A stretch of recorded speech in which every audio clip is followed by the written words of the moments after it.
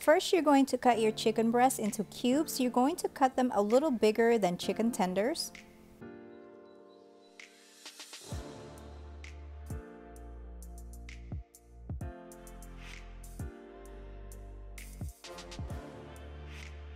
Marinate the cubed chicken in some pickle juice for about 30 minutes to an hour. In one shallow bowl, add 1 cup of milk. In another shallow bowl, add 1 cup of all-purpose flour, some powdered sugar, and some seasonings: salt, pepper, seasoned salt, garlic powder, onion powder, smoked paprika, and celery salt. Mix this with a fork.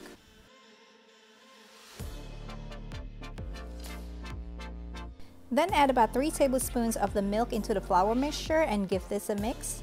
Remove the chicken from the pickle juice and add them to the milk. Then you're going to add them into the flour and make sure that you shake off the excess flour.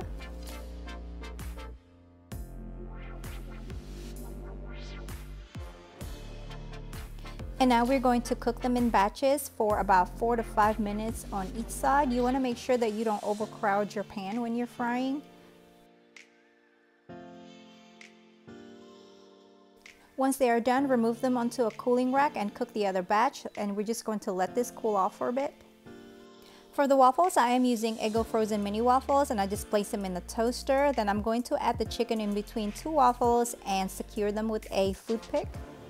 I decided to make some scrambled eggs at the last minute, so here we have 4 eggs, and I'm just cooking them in butter, seasoned with salt and pepper, and just set them to the side. And here's the rest of our breakfast. We have the mini chicken and waffles, Polynesian sauce, maple syrup, and some oranges. For the smoothies, you'll need 1 cup of coconut water, 1 cup of frozen cauliflower, about 3/4 cups of frozen grapes, 1 pear, 1 banana, and you're going to blend this until smooth. And here's the smoothies. This was so yummy. Add some oil into a pan and scramble your eggs, season with a pinch of salt, and remove it from the side. Add a little bit more oil to the pan, and now we're going to cook our veggies. Here I am using diced onion, carrots, red bell pepper, and a little bit of green onion.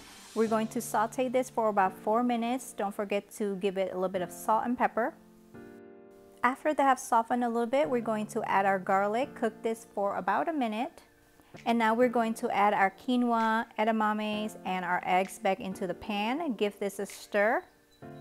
Add about 2 to 3 tablespoons of soy sauce. You can always add more, some sesame oil, and toss to combine, and you are pretty much done.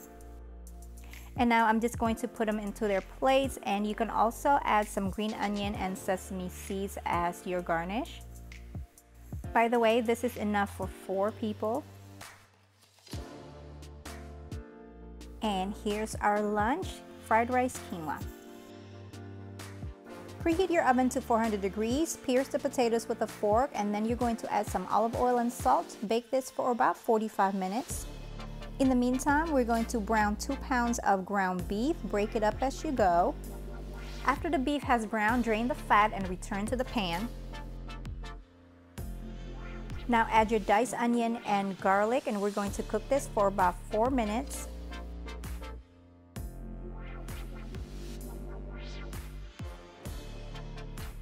After about 4 minutes, you're going to add your tomato paste and your seasonings, and you just want to make sure that the meat is coated with the seasoning and tomato paste. Next, you're going to add 1 cup of beef broth, and we're just going to let this cook on medium-low for about 10 minutes. Add more broth if necessary. Once the potatoes have cooled, you're going to remove some of the flesh, but not all, and you can save that flesh to make some mashed potatoes.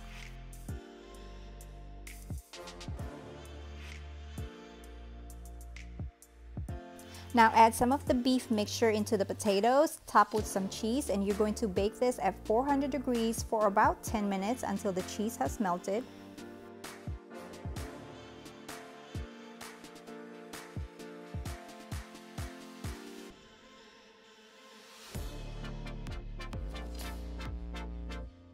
Once they are done, this is what they look like, and now you can add your additional toppings like shredded lettuce, onion, tomatoes, and some sour cream.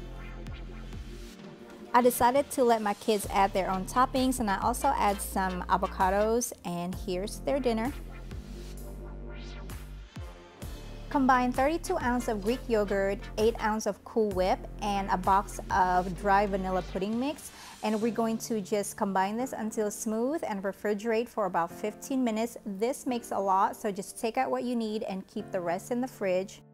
This is a delicious fruit dip, and you can use whatever fruits that you have. I happen to have some strawberries that needed to be used, and I'm just adding them into a skewer. And this was our yummy, delicious dessert. I hope you guys have enjoyed this video. I will see you next time. Bye.